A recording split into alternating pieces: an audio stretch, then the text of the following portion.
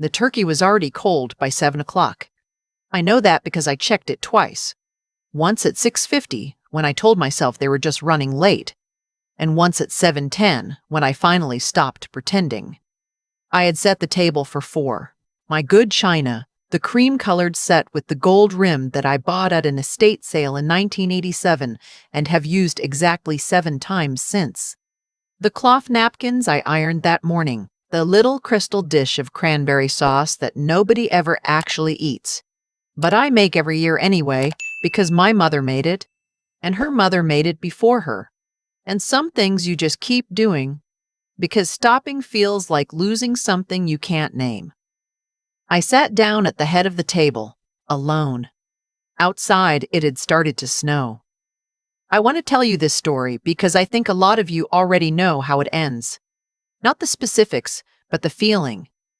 That particular kind of quiet that falls over a room when you realize you have been waiting for people who are not coming. I was 67 years old that Thanksgiving, and I had been a mother for 39 of those years, and I thought I knew what my life looked like.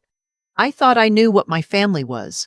I was wrong about a lot of things that night, but I was also, and this took me a long time to understand, finally, irreversibly right about a few others. My name is Elaine. I'm 69 now. I live in a small house in eastern Tennessee, not far from the county where I was born, in a town most people drive through without stopping. I taught 4th grade for 31 years at the same elementary school. I knew the names of every child who walked through my classroom door, and I remembered them. I still do. I run into them at the grocery store sometimes. Men and women in their 40s now, with their own children. And they call me Mrs. Elaine. And something in my chest goes warm and aching at the same time. I raised 2 children. My son Philip is 40 now, works in commercial real estate in Atlanta, and has the kind of ambition that I once mistook for drive. My daughter Connie is 37, lives in Nashville with her husband and their 2 boys. She has my mother's nose and her father's talent for making you feel like the most important person in the room. And then, without warning, like you don't exist at all. My husband Gerald died 9 years ago. Heart attack, very sudden, a Tuesday in March. One morning we had breakfast together. Scrambled eggs, he always liked them soft, and that afternoon he was gone. There is no way to prepare for that kind of arithmetic. You have been half of a pair for 31 years, and then suddenly you are just one, and the world keeps going, and you have to figure out how to be a single thing again. I figured it out. That's what I want you to know first. I grieved, and I kept going, and I built a life that was genuinely mine. I have a neighbor, a woman named June, who moved in 3 years ago and brings me tomatoes from her garden every August. I have a book club that meets on the 2nd Thursday of every month. I have a cat named Walter who has no respect for my personal space and whom I love completely. What I also had, what I told myself I had, was my family. I should back up. The year before Thanksgiving, things had started to shift in ways I noticed but didn't name. Philip called less. When he did call, the conversations had a quality of efficiency about them. He was reporting in, giving me the highlights, waiting for an appropriate pause so he could get back to his evening. Connie was more present but more distracted. She would text long strings of messages that felt like warmth, and then go silent for 2 weeks. When I asked how she was doing, she would say, busy, and the boys are so much, and you know how it is, Mom. Which I did know, and which also made me feel like a task she was getting to. I told myself this was normal. I told myself this was what happened when children grew up and built their own lives. My own mother had said something like that once. She said, Elaine, you raise them to leave you, and then you spend the rest of your life being surprised that they did. I had thought she was being dramatic. I invited them both for Thanksgiving. That's how we'd always done it. My house, my table, the same menu since 1996. Philip said yes in October. Connie said yes, and then said she'd need to check with her husband's family's plans, and then said yes again, and I wrote it in my planner, the way I write down things I am certain of. 2 weeks before, Philip called to tell me he might be late. There was a property deal closing that week, he said, and things were moving quickly. But he would be there. Definitely. Probably by 4 at the latest. I said that was fine. I said dinner was at 6. The Wednesday before Thanksgiving, Connie sent a text. Mom, I'm so sorry. Daniel's sister surprised everyone. She flew in from Portland and planned this big dinner at their place. The boys are so excited to see her. I feel terrible. Can we do something that weekend instead? I read it 3 times. I typed, of course, honey. Don't worry, and I deleted it. I typed, I understand, and I deleted that too. I finally wrote okay and put my phone face down on the counter and stood in my kitchen for a long time looking at the turkey I had thawed the day before. I told myself Philip was still coming. Thanksgiving morning, he called. Not a text. A call, which made me think it was good news because bad news is easier to deliver in writing. I was wrong about that too. Mom, I'm so sorry. The deal got complicated overnight. There are people flying in from Charlotte. My partners need me there. This is a really big one. I said, Philip. He stopped. Are you coming? There was a pause. Just a second. But I have been listening to this child since before he could talk, and I know every kind of pause he makes. And this one was the pause of someone who has already decided and is now arranging the words. I really can't, Mom. I'm so sorry. I'll make it up to you. I promise. Christmas, I'll come for a full week, whatever you want. I told him it was all right. I told him I understood. I said I hoped the deal went well. I hung up and finished making dinner anyway. I don't know why, exactly. Maybe it was stubbornness. Maybe it was 39 years of muscle memory. The turkey went in the oven, the potatoes got peeled, the cranberry sauce got made. I set the table for 4 anyway, out of some habit I couldn't break, and by 6 o'clock everything was ready, and by 7 o'clock I was sitting alone in the room where my family had eaten together for 22 years, and the snow was coming down outside, and I was not crying. I want to be honest about that. I thought I would cry. I sat there and I waited for it, the way you wait for rain when the sky goes green and still. But it didn't come. What came instead was something colder and clearer. Not anger, not exactly sadness.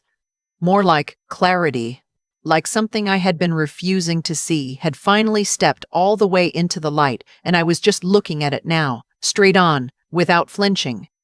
My daughter had chosen her husband's family over her own without a second thought.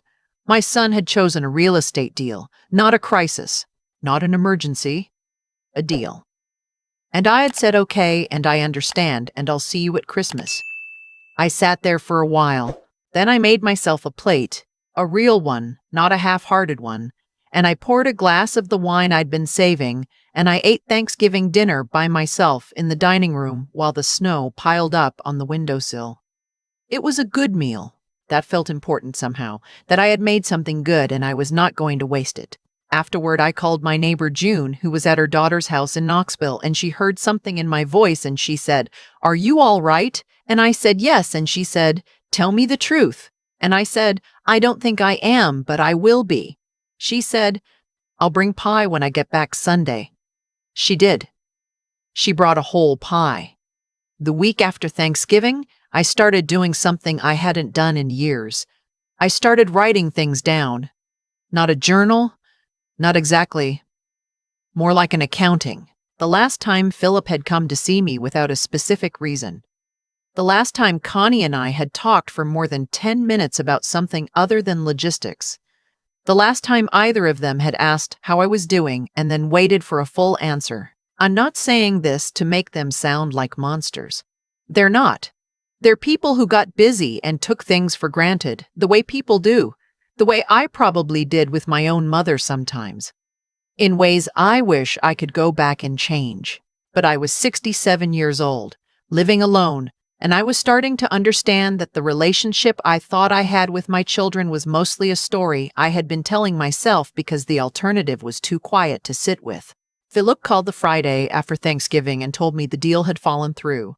He said it in a way that clearly expected sympathy, and I gave it to him, and afterward I put the phone down and thought, he didn't ask me how Thanksgiving was. Not once.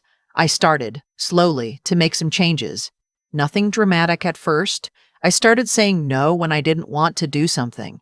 When Connie called in January and asked if I could drive up to Nashville for a weekend to help with the boys while she and Daniel went on a trip, I said I had plans. She sounded surprised. She said, "Oh, really? What plans?" And I said, "I have things going on that weekend, honey. I hope you can find someone." The silence that followed was brief but full. I joined a watercolor class at the Community Arts Center. I had painted a little when the kids were small and then stopped. No time, no space. And picking it back up felt like finding a room in my own house I had forgotten existed. My teacher, a patient woman in her 50s who never made anyone feel foolish, told me I had a good eye for color. I kept that with me for days. In February, I drove down to see my college roommate Lenora, who lives outside of Savannah and who I had not seen in 4 years despite talking on the phone every few weeks.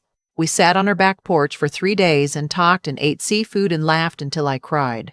Real crying, the good kind. I had forgotten what it felt like to be fully known by someone. Not summarized, not managed. Known. When I got home, there were 2 texts from Philip asking about Easter plans and one from Connie saying she missed me. I wrote back to both of them, but something had shifted in me. I was no longer making decisions based on what kept the peace or what prevented disappointment. I was, for the first time in a long time, making decisions based on what was actually true. The conversation with my granddaughter came in April. Her name is Rosie. She's Connie's oldest. 14, serious, the kind of child who reads books thicker than her own forearm and asks questions that stop you in your tracks. She called me on a Sunday afternoon out of nowhere and said, "Grammy, can I ask you something?" I said, "Of course." She said, "Dad told me that you've been acting differently lately, like you're mad at Mom and Uncle Philip about Thanksgiving." A pause. "Are you?" I thought about how to answer that. I thought about the version of myself that would have said no, of course not, everything is fine. I thought about how many times I had said that exact thing to keep everyone comfortable while I absorbed whatever was happening quietly into my own bones. I said, "Rosie, I'm not mad, but I was hurt, and I decided that I was going to stop pretending that I wasn't." She was quiet for a moment. Then she said, "I think that's good, Grammy." "You do?" "Yeah. Mom and Uncle Philip, they just kind of assume you'll always be there. Like, no matter what." Another pause. "I don't think that's fair." She was 14 years old and she saw it more clearly than her own parents had. I told her I loved her. I meant it in a way that was bigger than usual. In May, I called my attorney and made an appointment to update my will. Not out of anger. I want to be clear about that. I was not sitting in some cold room plotting. I was sitting in my own kitchen on a warm morning with the window open and the coffee pot still warm, and I was thinking clearly, maybe for the first time in years. I had a house, a modest one but mine, paid off in 2011, worth considerably more than it cost us. I had savings, Gerald's life insurance, 31 years of teacher's pension. Not a fortune, but not nothing. I had always assumed most of it would go to Philip and Connie equally. I sat with that assumption for a while. I thought about the Thanksgiving table. I thought about the texts that came when they needed something. I thought about how neither of them had asked me, in recent memory, what I wanted or how I was feeling without there being a reason behind the question. I thought about Rosie. I thought about my 4th grade classroom and all the children who had passed through it. Some of them from circumstances I would not wish on anyone, some of them working so hard against such steep odds that it made my chest hurt to remember. A few years back, a former student, a boy I had taught the year Gerald died, when I was barely keeping it together myself, had tracked me down to tell me that the year in my classroom had been the only stable thing in his life during a very bad time. He was a father now. He was doing well. He cried on the phone, and I cried too. I spent a week thinking. I took walks. I painted bad watercolors and one that was genuinely good. I called Lenora and talked it through without deciding out loud. Then I went to my attorney, and I made some changes. I left the house and a third of the financial assets to Rosie, with provisions for her college education and beyond. I established a small scholarship in my name at the elementary school where I taught, for kids in need to be awarded each year, something that would keep going after I was gone. The rest of the estate I divided between two local charities I had supported for years. Philip and Connie each received a letter. Not lawyers, not strangers. A letter in my own handwriting on the good stationery explaining what I had done and why. I was careful. I wasn't cruel. I said that I loved them and that I believed they were capable of being better than they had been, and that I hoped they would be. I said that I had realized I had spent too many years making myself small so that they would not have to feel uncomfortable, and that I was done that. I said that what I was leaving behind, the school, the children, Rosie, was what I had actually built, and I wanted it to reflect that. I did not expect forgiveness immediately. I did not expect them to understand right away. Philip called 2 days after he received the letter. He was upset. Then he was quiet, and this surprised me. He said, "Mom, I didn't know you felt that way." I said, "I know. That's part of the problem." We talked for an hour. It was the longest real conversation we had had in years, and it was hard, and it was worth it. He did not come around completely. People don't, not all at once, but he listened. At the end, he said, "I don't think I should get nothing, but I understand that I have to earn it back." I told him that was the most honest thing he'd said to me in a long time. Connie's reaction was harder. She was hurt and defensive, and she said some things that stung. But she also called me back 2 weeks later and said, "I've been thinking about what you said, about how we assume you'll always be there." A long pause. "I don't want to be the person who takes their mother for granted." I said, "Then don't be." She started calling on Sunday evenings.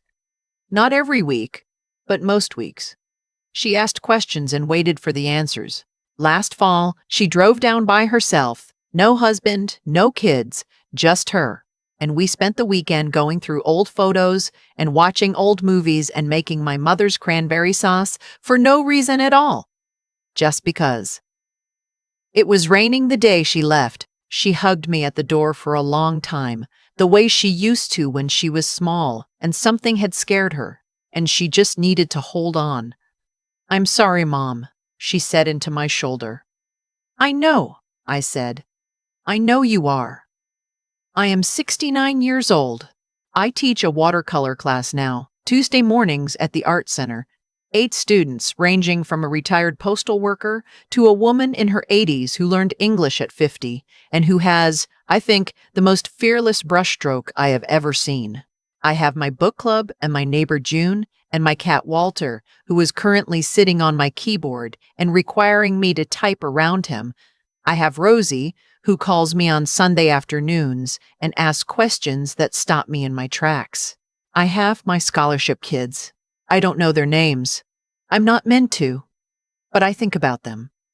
Some child, somewhere, sitting in a classroom, working against long odds, getting a little more runway than they would have had otherwise.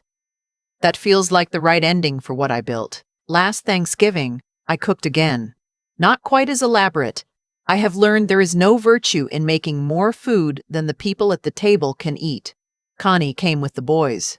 Philip drove up from Atlanta and he was 3 hours late and he brought the wrong wine. And he also sat at my table for the first time in 2 years and looked at me across the dishes and said, "I missed this, Mom." I said, "I missed it too." The cranberry sauce went mostly uneaten, same as always.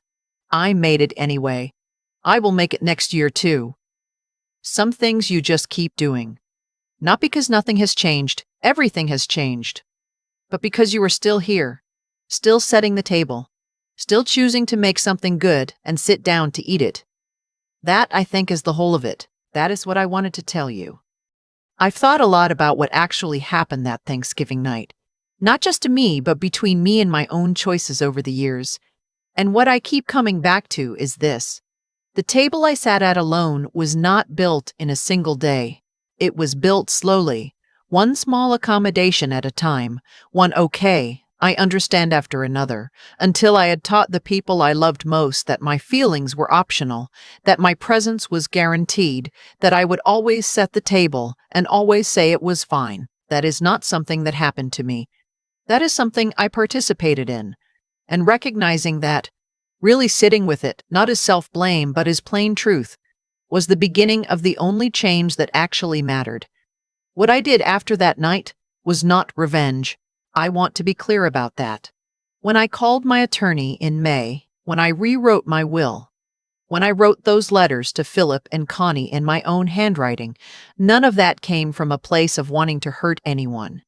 It came from finally, at 67 years old, deciding to be honest about what I had built, about what I valued, about what I was willing to keep accepting. Rosie saw it before her parents did. She was 14, and she said, "They just assume you'll always be there." And that one sentence did more for me than a year of my own thinking.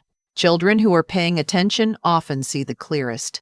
She had the intelligence to name the thing and the moral courage to say it out loud, even to her grandmother, even when it meant seeing her own parents in a harder light.